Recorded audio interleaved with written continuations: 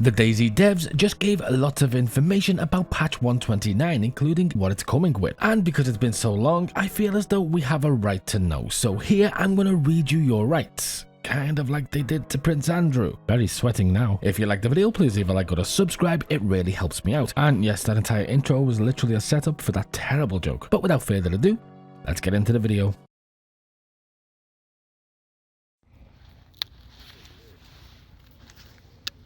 So, quick few things. First of all, 129 will come with a wipe, but a second thing you need to know is everything I mention here is coming to all platforms. So even if I talk about one individual platform, when patch 129 drops, everything is getting the same treatment, unless otherwise specified in this video. And the last thing to know is, love you. More than Prince Andrew loves children. So yes, patch 129 is officially back, and yes, it's re-entering experimental on PC, but not on Xbox, though there is some really good news for Xbox and console, which we'll get into in a moment. But first of all, the big headline: server performance. The team focused heavily on the server side physics and player data handling, two areas that were absolutely hammering high population servers. After months of stress testing, they've massively optimized both, pushing server performance up by 400%, they've said. In the worst case, servers went from 9 frames per second to around 50 frames per second, which should mean noticeably less lag, fewer warnings, and much smoother gameplay overall. Now for the content additions. We're getting new clothing, including variations in color, such as a long coat, military sweater, gulag jacket, and pilot jacket. There's also a long haul backpack, new footwear like traditional boots and cold operation boots, and some DayZ appropriate animal headwear,